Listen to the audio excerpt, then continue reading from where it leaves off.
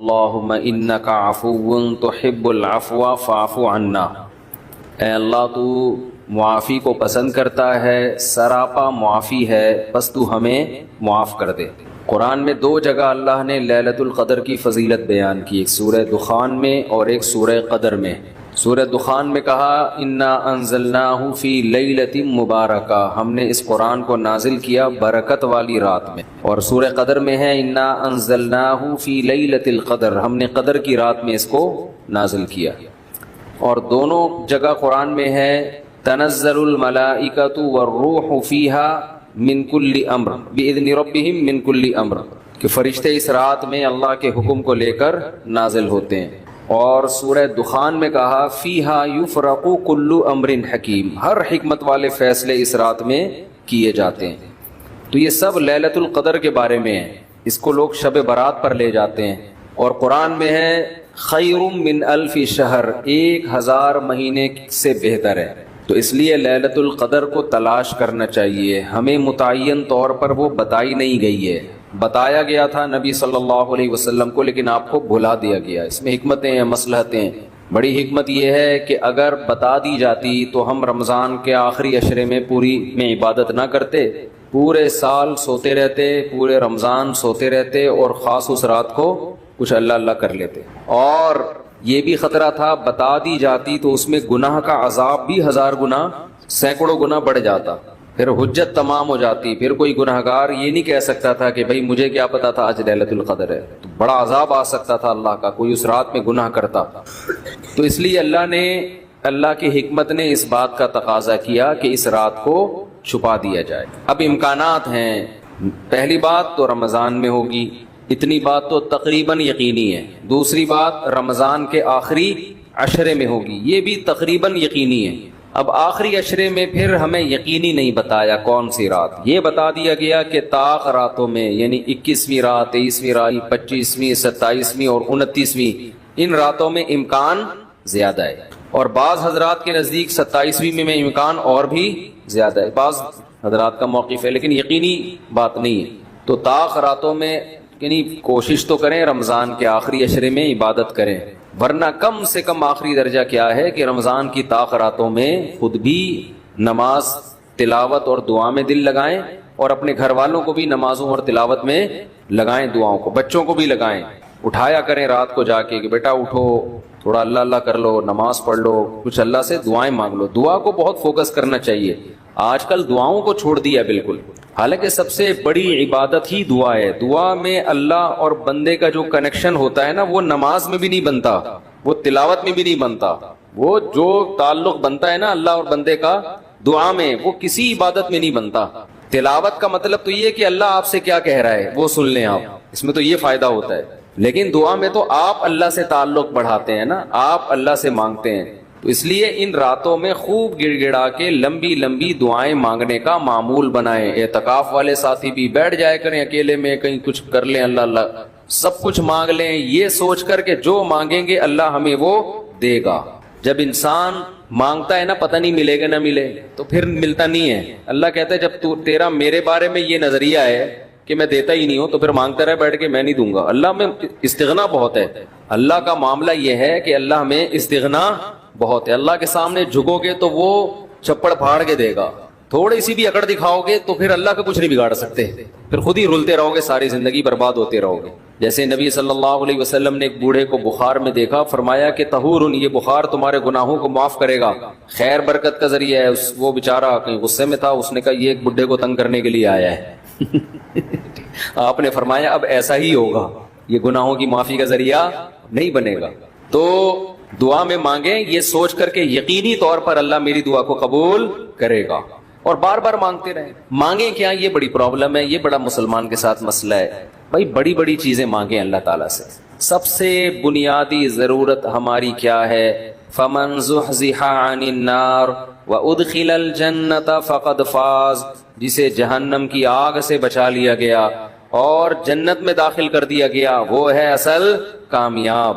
تو یہ مانگو اللہ تعالیٰ سے، اے اللہ مجھے جنت مانگنے کا مطلب پتہ ہے کیا ہوتا ہے؟ یہ نہیں ہوتا کہ میں انہی بدماشیوں میں رہوں لیکن آخرت میں مجھے معاف کر کے جنت میں داخل کر دینا، یہ قطعاً مطلب نہیں ہے۔ جنت مانگنے کا مطلب یہ ہے کہ اے اللہ وہ کاموں کی توفیق دے دے جن کی وجہ سے جنت ملتی ہے. یہ تو بہت کفر ہے ایک طرح کا کہ میں رہوں ایسے ہی, اور یہ تو گویا اللہ کی آیات کا مذاق اڑانے والی بات ہوگی. تو ہدایت مانگے, ہدایت, سیدھا راستہ, ایسا راستہ کہ جس پہ چل کے کیا ملتی ہے, جنت, اس راستے پہ چلا دے. یہ سب سے زیادہ مانگا کریں. اور جو دین کے کام میں لگے ہوئے ہیں, مبلغین ہیں, علماء ہیں, دینی مدرسے کے طلبہ ہیں, وہ ایک اور دعا بہت زیادہ مانگا کریں, کیونکہ ان کو صرف جنت تھوڑی چاہیے, ان کو تو یہ چاہیے کہ ہمیں اللہ نے پیغمبروں کا وارث بنایا ہے, تو ہم سے اے اللہ تو دین کا کام بہت زیادہ لے لے, جو ہمارا مقصد ہے, ہمارا ہدف ہے. اگر ایک عالم کاروبار کامیاب کر کے چلا گیا تو یہ کون سا تیر مار لیا اس نے, یہ کوئی اس کا اصل کام تھوڑی تھا. ایک عالم شادی کر کے 4 شادیاں کی اور دھڑا دھڑ بچے پیدا کر کے دنیا سے چلا گیا, کام تو یہ بھی اچھا کیا اس نے, لیکن یہ اس کا اصل ہدف, یہ تو کوئی بھی کر سکتا ہے. یہ تو ابو ظہبی کے جو سابق بادشاہ تھے, ان کے میرے خیال ہے 100 کے قریب کہا جاتا ہے بیٹے تھے ان کے, دھڑا دھڑ شادیاں کی انہوں نے. وہ لوگ تو پھر طلاقیں دے دے کے بھی کرتے رہتے ہیں نا عرب بادشاہ, انہیں کوئی نہیں پوچھتا کہ طلاق دے بھی دیں آپ, اور نہیں یہ حرکت شروع کر دینا, پٹو گے بہت برے طریقے سے. اور ویسے بھی شریعت میں پسندیدہ کام نہیں ہے طلاق دینا, کہ عرب لوگوں کے پاس پیسہ بہت ہے, وہ بھائی ایک بیوی کو طلاق دی ہے, بھائی بنگلہ دے دیا, وہ خوش ہوتی ہے, چل بھائی بنگلہ ملا, ایک اور شادی کی, تو ان کے ہو جاتے ہیں 100. تو عالم کا اصل کام کیا ہے, اللہ اس سے دین کا کام لے. جیسے پیغمبروں کو دنیا میں بھیجا گیا دین کی خدمت کے لیے, وہ اگر وہی نہ کریں تو پھر ان کا مقام اور مرتبہ ہے, ظاہر ہے ان کا مقام کس لیے, دین کی خدمت. تو جو دینی مدرسوں کے طلبہ ہیں, علماء ہیں, ان کا تو یہ فرض ہے کہ اتنا مانگے اللہ سے کہ اللہ ہماری صلاحیتیں ضائع نہ ہوں, تو ہم سے دین کا بہت زیادہ کام لے لے. ایک عامی آدمی بھی یہ دعا مانگ سکتا ہے, لیکن طلبہ اور علماء کے لیے اس کی اہمیت زیادہ ہے. تو اس میں ہمارے حضرت یہ دعا بتایا کرتے تھے, اے اللہ اخلاص کے ساتھ کام لے لے دین کا, کیونکہ دین کے کام میں بہت دفعہ ریاکاری آتی ہے. کام دین کا ہوتا ہے, لیکن پھر آدمی کی اپنی انا شامل ہو جاتی ہے, اپنی پبلسٹی, میں بڑا بن جاؤں, میری پروموشن ہو, مجھے لوگ واہ واہ کریں, یہ نفس کی خواہش اس میں کیا ہوتی ہے شامل, اور اس سے دین کا کام تو ہو جاتا ہے, آپ کو قیامت کے دن ٹکے کا بھی اجر نہیں ملتا. کیوں, حدیث میں آتا ہے ان اللہ رب یؤید ھذا الدین برجل فاجر او کما قال صلی اللہ علیہ وسلم, اللہ بعض دفعہ کسی فاسق سے بھی دین کا کام لے لیتے ہیں, اس کا اللہ کی نظر میں مقام نہیں ہوتا, لیکن بعض دفعہ کام اللہ اس سے لے لیتے ہیں, ہو جاتا ہے, لیکن مقبول نہیں ہوتا وہ. تو اخلاص کے ساتھ دین کے کام کی اللہ توفیق دے, کس کے ساتھ, اخلاص. دوسرا عافیت کے ساتھ. دین کے کاموں میں آزمائشیں بہت ہیں, جیلیں بھی ہیں, لوگوں کی صلواتیں بھی ہیں, تو انسان اللہ سے دعا یہی مانگے کہ عافیت کے ساتھ ہو جائے, آزمائشوں میں نہ گھروں میں. اور تیسری بات, قوت اور ہمت کے ساتھ. قوت الگ چیز ہے, ہمت الگ. پاور بھی ہو میرے پاس کام کی, کمزور آدمی دنیا میں کام نہیں کر سکتا, تو کام بھی قوت کے ساتھ ہو, پاور کے ساتھ, جاندار کام ہو, کچھ کر کے جاؤں دنیا سے.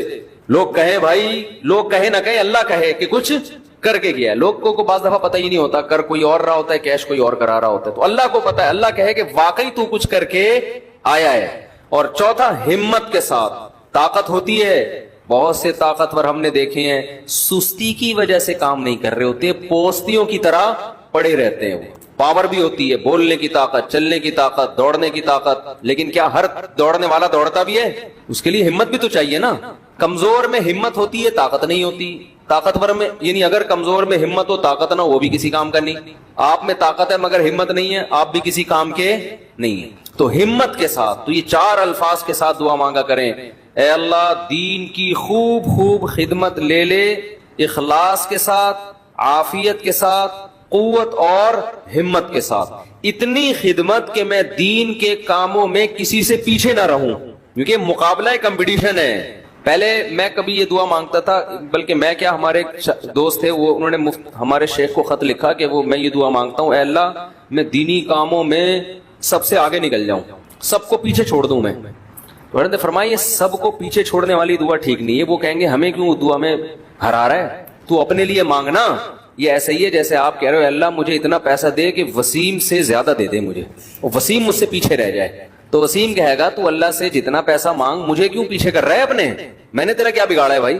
تو حضرت نے دعا کے الفاظ چینج کروائے, ان سے کہا یوں نہ مانگا کرو کہ میں سب کو پیچھے چھوڑ دوں، بلکہ یوں دعا مانگو میں کسی سے پیچھے نہ رہوں، مجھے اپنے آگے نکلنے کی فکر ہے، دوسروں کو پیچھے چھوڑنے کی نہیں ہے۔ تھوڑی سی ورڈنگ صحیح کر لو اپنی۔ تو یہ دو دعائیں بہت مانگا کریں، اپنی اولادوں کے لیے مانگ لے، مجھے ایسی اولاد دے دے جو نیک اور صالح ہو، دین کی خدمت کرے۔ اللہ کی نظر میں دیکھو، آپ کی اولاد مالدار ہے نا، آپ تو خوش ہوتے ہیں میرا بچہ کتنا بڑا بنگلہ، اللہ کی نظر میں اس کی ویلیو 2 ٹکے کی بھی نہیں ہے۔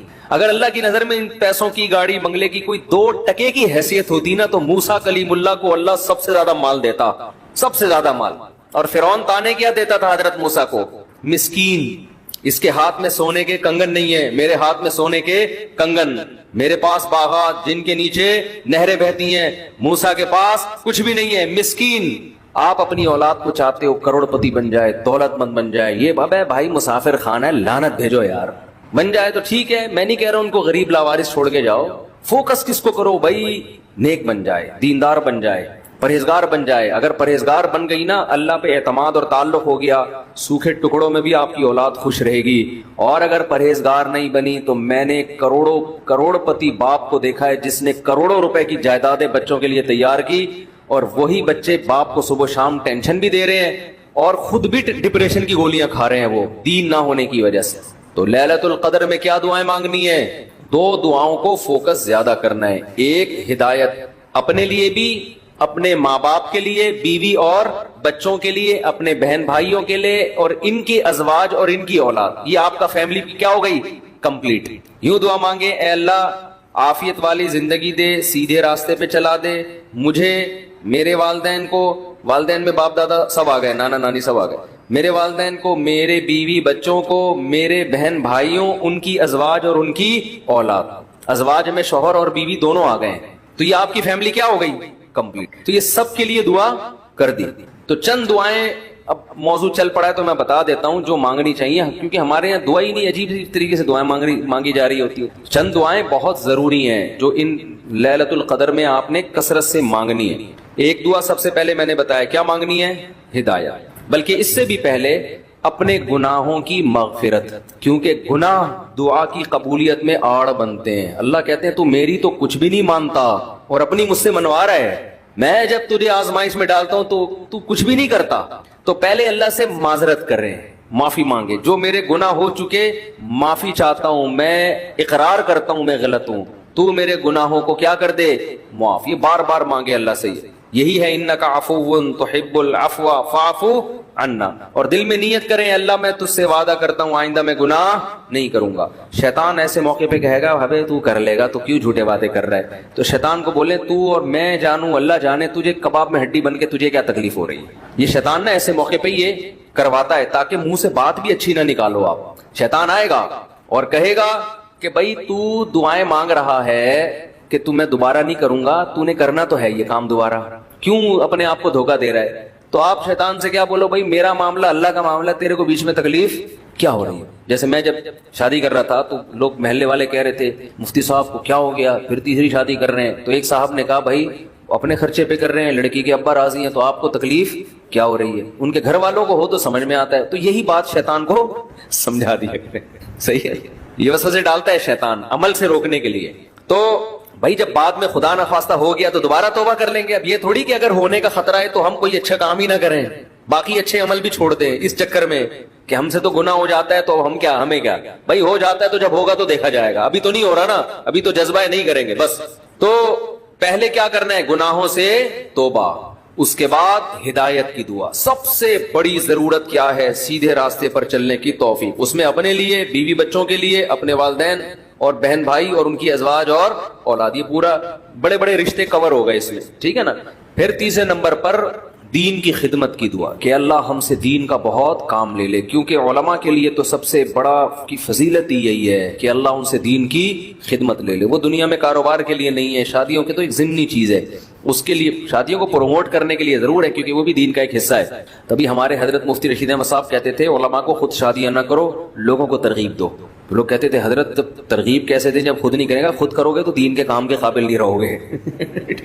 اتنے جھگڑے ہوں گے نا کہ بس اسی کام کے رہ جاؤ گے اور کسی کام کے نہیں رہو گے۔ البتہ یہ سنت ہے ضروری تو لوگوں کو ترغیب دو، لیکن وہی بات ہے کہ ایسے ترغیب دیں لوگ کہیں گے خود کر نہیں رہا۔ تو اے اللہ دین کا کام مجھ سے بہت زیادہ لے لے. تاجر ہے وہ بھی دعا کر سکتے ہیں, دین کا کام لے لے, اللہ اس کے مال سے مدارس بنوا دے, مسجدیں بنوا دے, یتیم خانے کھلوا دے, تو کتنی بڑی بات ہے.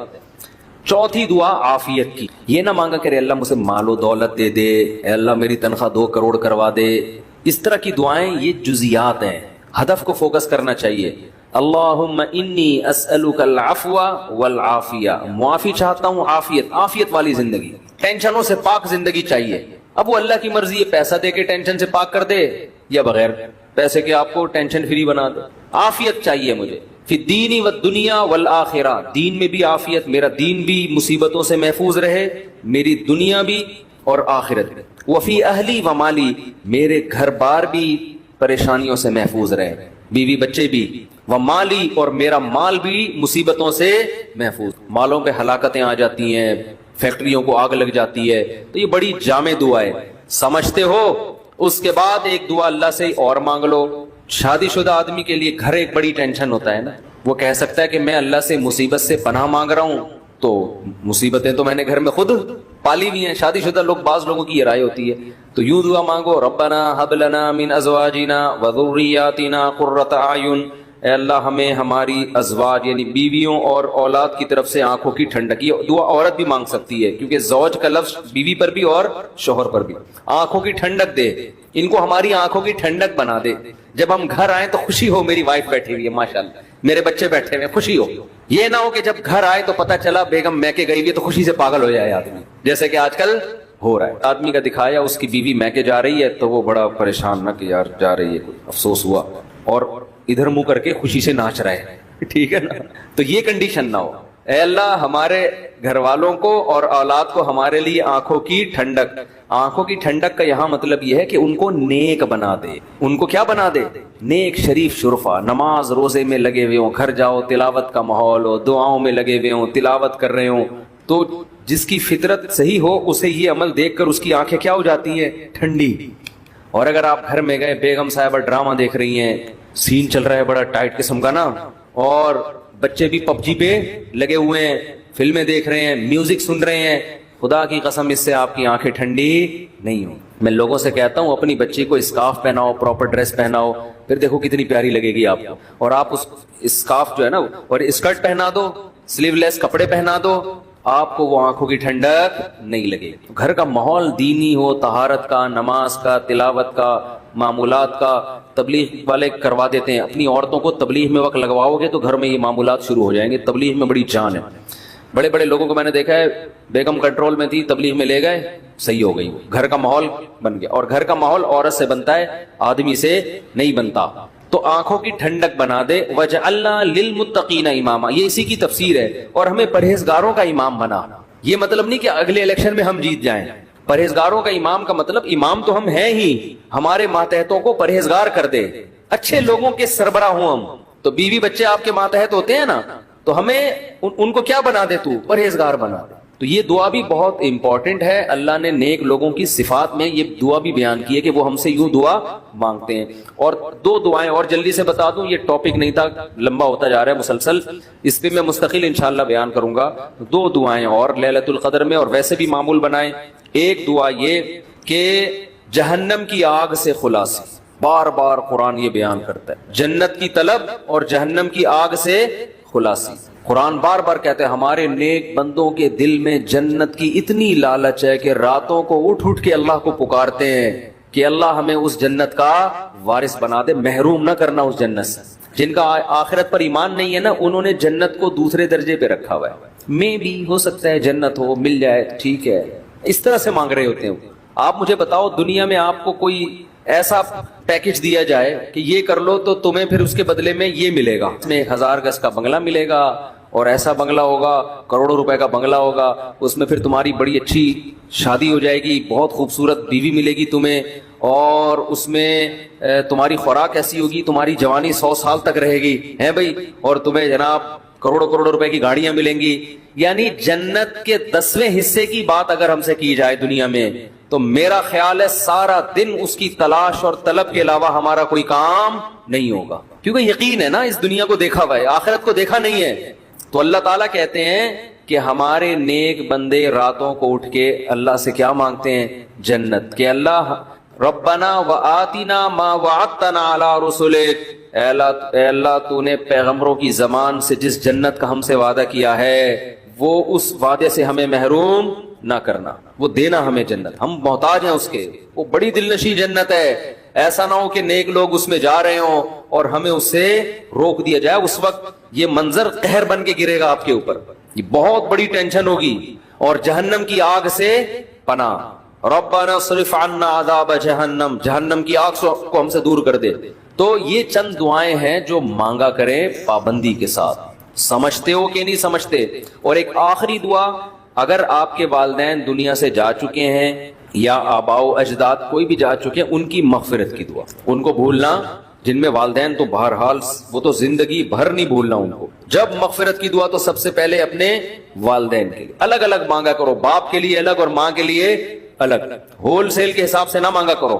بعض لوگ ہول سے، یا اللہ جتنے بھی مرحومین دنیا سے جا چکے ہیں سب کی مغفرت فرما دے، تو مرحومین میں ابا بھی آ گئے، اماں بھی آ گئے، نانی بھی آ گئی، دادی بھی، سب ہول سیل۔ دعاؤں میں ہول سیل نہیں چلتا، نام لے لے کے اس میں زیادہ خشوع و خضوع پیدا ہوتا ہے، سمجھتے ہو؟ اب ظاہر ہے سارے مرحومین کا تو نام لے نہیں سکتا نا، تو خود ہی مرحومین میں داخل ہو جائے گا تھوڑی دیر میں، تو چند اسپیسیفک مرحومین کا نام لے کے پھر ہول سیل کے حساب سے کہ جتنے دنیا سے مسلمان جا چکے ہیں اللہ مغفرت کرے، تو یہ کام ضرور کرنا چاہیے لیلۃ القدر میں۔ اور لیلۃ القدر میں مخصوص عبادت ثابت نہیں ہے، یہ جو چل رہا ہوتا ہے نا کہ پہلی رکعت میں یہ سورت پڑھیں، پھر یہ سورت پڑھیں، پھر یہ سورت پڑھیں، یہ سب چیزیں غیر ثابت ہیں، بدعت ہیں، ان سے اجتناب کریں، تمام دوائیں بچوں کی پہنچ سے دور رکھیں، تمام بدعتیں اپنی اور بچوں کی پہنچ سے دور رکھیں۔ تو لیلۃ القدر میں آپ سمپل نماز پڑھیں، زیادہ سے زیادہ دعا مانگیں، اور تسبیحات ہیں، تلاوت ہے، یہ کام کریں، سمجھتے ہو؟ دوسرا، جتھے نہ لگائیں لیلۃ القدر میں، اس کو بھی لوگوں نے ایک شو بنا لی ہے، جتھے دوست احباب مسجدوں میں ٹوپیاں پہن کے جا رہے ہیں اور پھر بیٹھے ہوئے ہیں، گپے لگ رہی ہیں، ہاں ہلا گلا چل رہا ہے، پھر چلو جی جماعت سے نماز ہو رہی ہے، ٹھیک ہے جماعت سے نماز بھی پڑھ سکتے ہیں، لیکن تراویح میں تو بڑی جماعتیں جائز ہیں، تو ثابت ہے خلفائے راشدین سے، تہجد میں بڑی جماعت ثابت نہیں ہے، لہذا یہ بھی بدعت ہے۔ تراویح تو ثابت ہے نا، اس میں تو جتنے پوری مسجد بھر جائے، لیکن تہجد میں اس طرح تداعی کہ اتنے لوگوں کو اکٹھا کرنا کہ قاری صاحب تہجد پڑھا رہے ہیں سب لوگ آ جاؤ، یہ نبی سے ثابت نہیں ہے، جب ثابت نہیں ہے تو جائز بھی نہیں ہے۔ تو اس لیے تہجد میں اگر کسی نے جماعت پڑھنی ہے، 2-3 سے زیادہ افراد کو اکٹھا بولو نہ کریں، تاکہ زیادہ تعداد نہ ہو جائے لوگوں کی، لیکن بہتر یہی ہے کہ اپنے طور پہ پڑھیں تہجد۔ تراویح ہو گئی جماعت کے ساتھ، باقی نوافل کیسے پڑھیں؟ انفرادی میں الگ اللہ سے تعلق بنتا ہے، جماعت میں الگ تعلق بنتا ہے، تو اس میں انفرادی کو فوکس کریں۔ تو کوئی مخصوص صورتیں پڑھنا، پہلی رکعت میں یہ، دوسری میں یہ بھی بدعت ہے۔ صلاۃ التسبیح کی جماعت بھی جائز نہیں ہے، سمجھتے ہو؟ صلاۃ التسبیح انفرادی طور پر تھوڑا سا اختلافی مسئلہ ہے، جمہور علماء کے نزدیک سنت ہے، بعض کچھ علماء ایسے بھی گزرے ہیں جو صلاۃ التسبیح کو نہیں سنت مانتے، وجہ اس کی یہ ہے کہ وہ کہتے ہیں اس بارے میں کوئی بھی صحیح حدیث موجود نہیں ہے، لیکن چونکہ روایات کی کثرت ہے، اور کثرت سے جب روایات ہوتی ہیں تو درجہ حسن تک حدیث پہنچ جاتی ہے، اس بیس پر بہت سے علماء کی رائے یہی ہے کہ پڑھ لینی چاہیے۔ تو جو اختلافی مسئلہ ہو اس میں اگر کوئی بھی رائے رکھتا ہے تو اس میں شدت جائز نہیں، سمجھتے ہو کہ نہیں سمجھتے؟ تو اچھا، میرا موقف چونکہ یہ والا ہے جو ابن تیمیہ رحمہ اللہ کا موقف تھا، تو میں کیا، میری اوقات کیا، بعض بڑے علماء کا بھی وہی موقف ہے، تو اس لیے تو میں بھی اسی موقف کو مانتا ہوں، لیکن کوئی فتویٰ میں یہی دیتا ہوں جو جمہور کا ہے کہ بھئی ٹھیک ہے، جو مفتہ بھی قول تو یہی ہے کہ پڑھ لینا چاہیے۔ عبداللہ بن مبارک، علامہ ناصر الدین البانی رحمہ اللہ نے اس مسئلے میں عبداللہ بن مبارک کی تقلید کی ہے۔